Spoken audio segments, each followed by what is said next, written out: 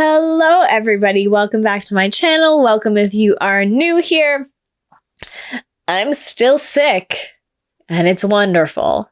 Today's video, I am again just going to be doing something really nice and simple, and it is also brought to you by my roommate and random Facebook scrolling yet again. And this one I've actually had on the back burner for about a couple weeks now. And I finally decided it was time to do it just because I needed something that didn't take too much brain power of trying to remember my past. So sit back, relax, find your drink. I'm drinking Diet Coke out of a McDonald's cup, not sponsored. Please, though. I eat there a lot. And we are going to read a thread that was made by a user on Reddit. That was _SXG_, who wanted to know the question: Redditors who were raised in a cult, when was the first time you realized something was wrong? Now, I just wanted to state at the beginning of this video that this is the opinions and the views of people who answered this question. They are not my views. I have no problem with you no matter what religion you follow. And this is just the way that these people felt themselves. They are not my views or opinions on any religion whatsoever. Let's just get into it.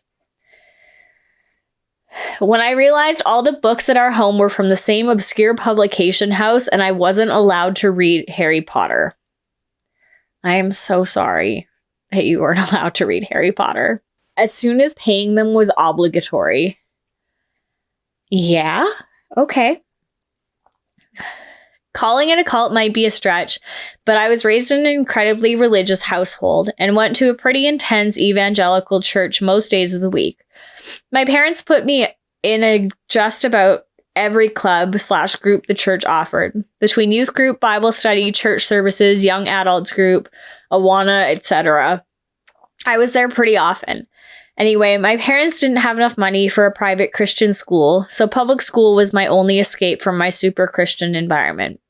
Sophomore year of high school, I was taking a government class, and we did this exercise to see where people stood on certain issues, where the teacher would say, here's a topic, go to the left side if you're for this, and the right side if you're against it.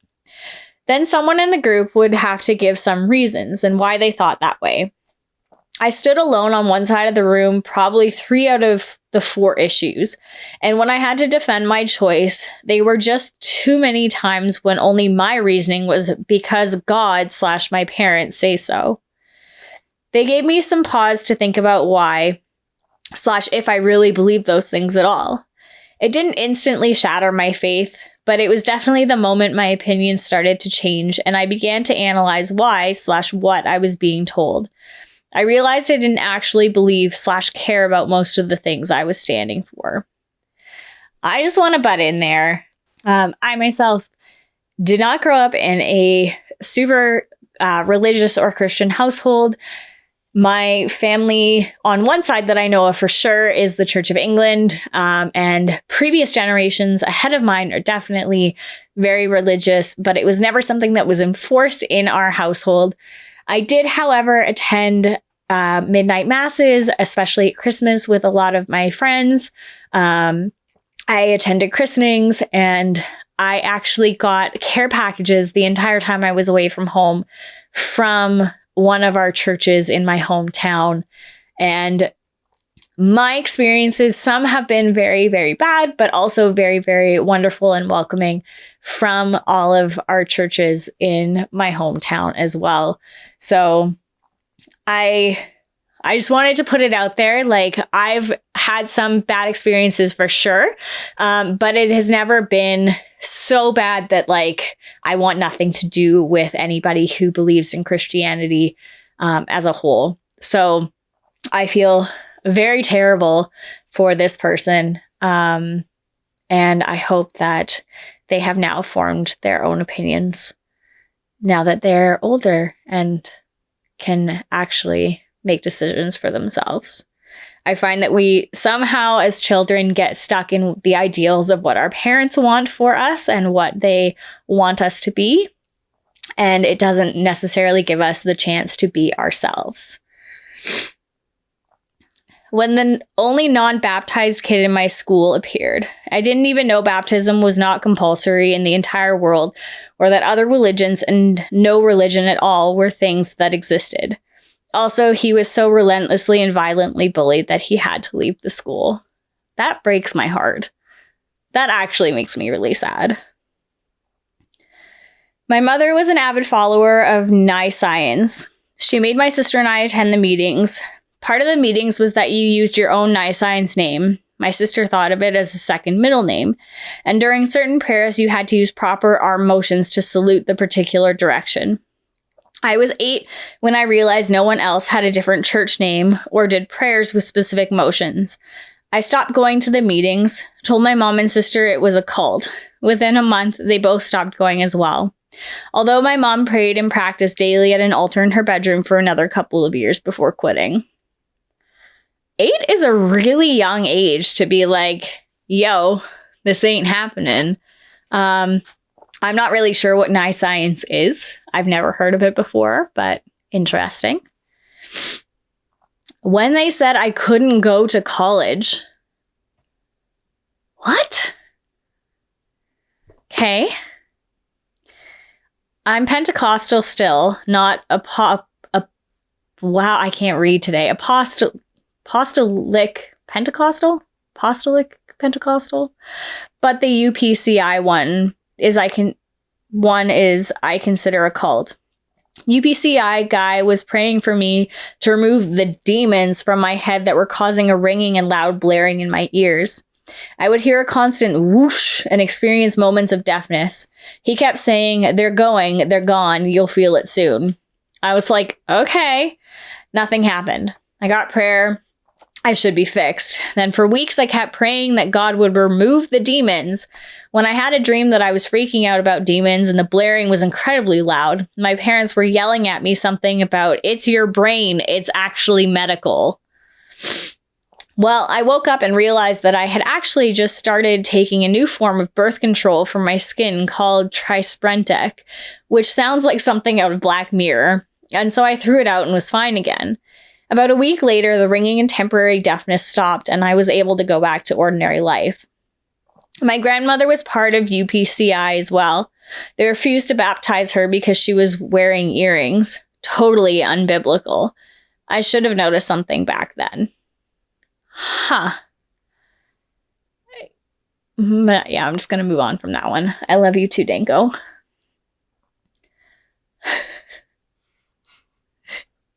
I'm just afraid he's going to jump and everything's going to go flying. I hope not. When the leader who claimed to be freedom of speech started suing people who said stuff he didn't like.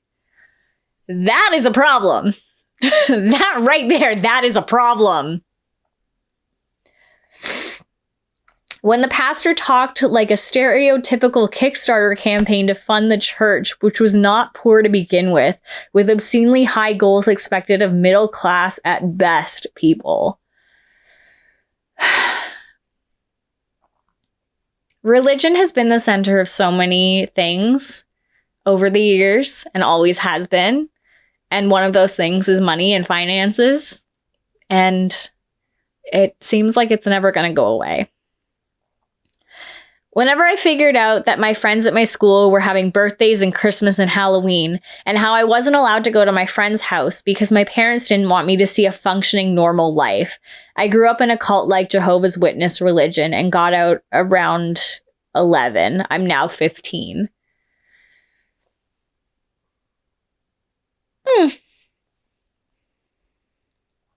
I mean, you don't want to do Halloween, you don't want to do Christmas, by all means, you don't have to do that. That's totally fine.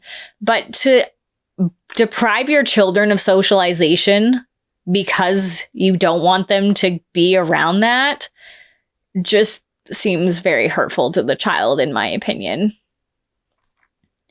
My parents and their cult maintained that stars could no longer be born because God was done creating. I'd just done some stuff about stellar formation in school. mentioned it in passing, and the denial was astounding. They're lying to you to pull you away from Jehovah, what they call God. Typical. I said, a new star is born every 10 minutes or so, and some of them are visible through a telescope. You can look at it for yourself, for which I was accused of blasphemy. It was not a pleasant experience. When you choose to silence someone instead of looking at the evidence they have, you are only showing how much you fear what they have to say. Their desperation to avoid hearing undeniable science was the tip that I should have seen years earlier. Yeah. I don't know if you can call them a cult, but I had a lot of people I talked to about my childhood compare it to one. I don't know if I'm biased because I was raised in it or not. I realized something was wrong when I was about 12, and I was being told that my whole life I was going to get married, have kids, and be a housewife. Oh, and if you can do that by 19, great. And they've started taking that away. My whole purpose was to make babies and serve a husband. I wasn't allowed to school after 5th grade, and I wasn't allowed contact with the outside world. It was rough.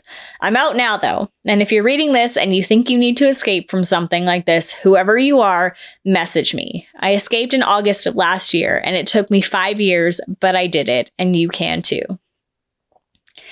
That sounds almost like Brother 12-ish. Oh, there was little doubts all the way, but I guess I found it most odd that full-grown adults couldn't answer simple questions. Why does God kill babies? Why did God hate black people until society changed their mind? If God is humble, why do we praise him, etc.? Me and my friends were like 12 or 13.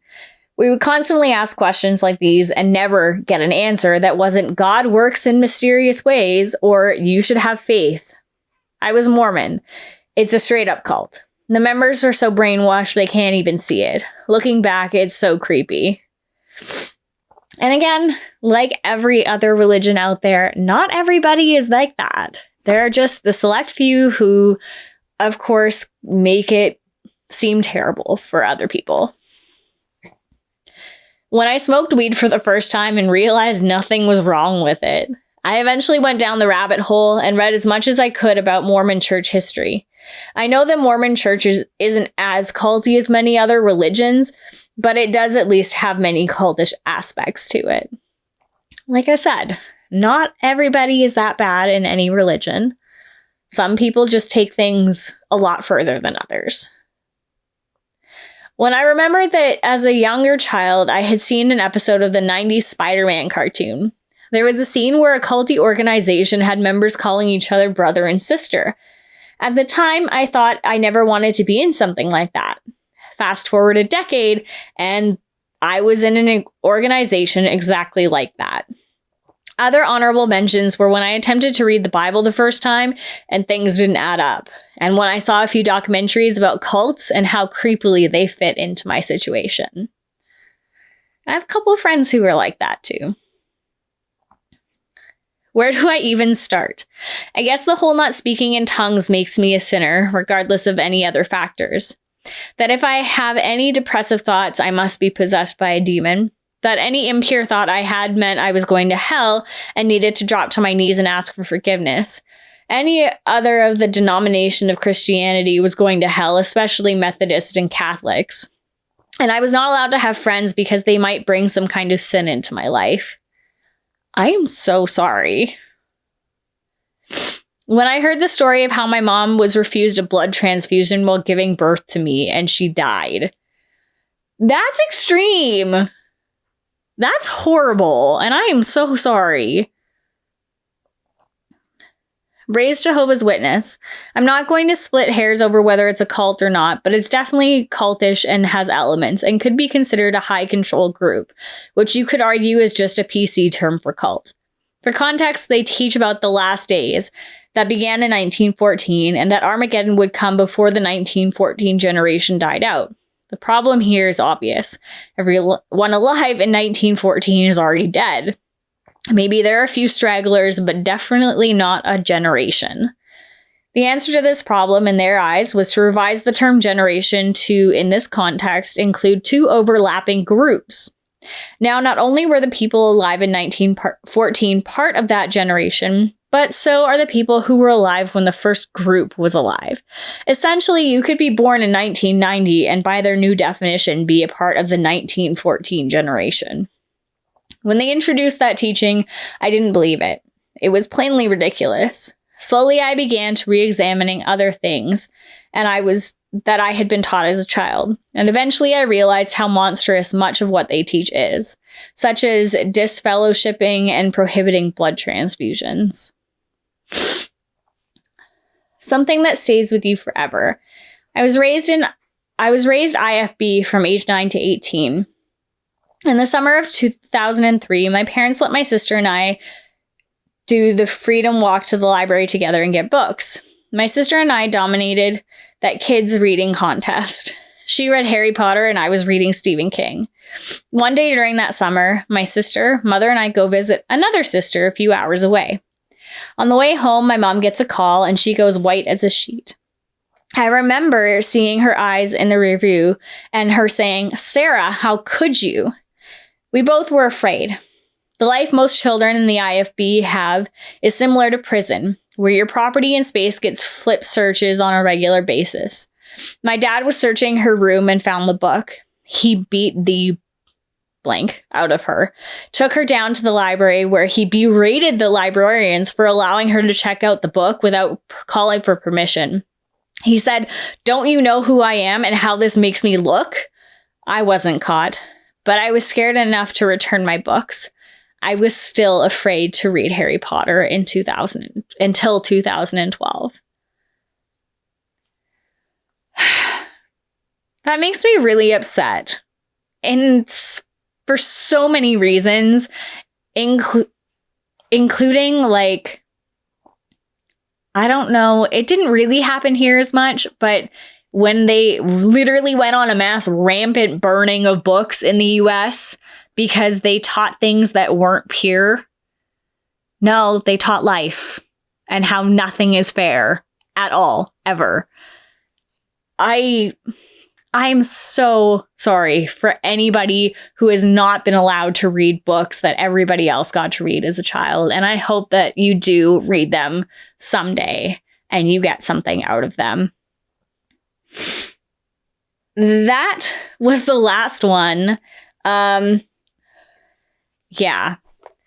Like I said, I am, and I know I've said it in other videos, I myself am a pagan. I am a witch. I don't have any particular god or goddess that rises above me. I believe in everything, and I take all of my favorite little things from every other religion. And I love learning about religions and new things that they bring in and, you know, just how they see the world. I did an entire section when I was 15 on Buddhists and Thailand and learned a whole bunch of stuff about them. And I learned a whole bunch of stuff about, like I said, growing up, a lot of my friends were Catholic and I attended a lot of their services. I attended a lot of services as a child as well. And I mean, I didn't burn up in church, so obviously that's a good thing, right? Excuse you. Obviously that's a good thing. And yeah, I would love to hear your stories, good or bad. I would love to hear how, you know, maybe religion saved your life. Maybe it changed the way that you view the world. Maybe it pulled you out of the darkest depths of your depression and you have found a new way to look at life. I would love to hear those stories. Alternatively, I would also love to hear your stories about if you had to leave the religion that your family raised you into as well. As long as it's not too traumatic for you and you're not forcing that out of you, I don't want to stir any PTSD in anybody unless they are ready to talk and have that out there publicly. I can definitely do videos on my experiences in the past and my thoughts, and I'm sure those will come in the future.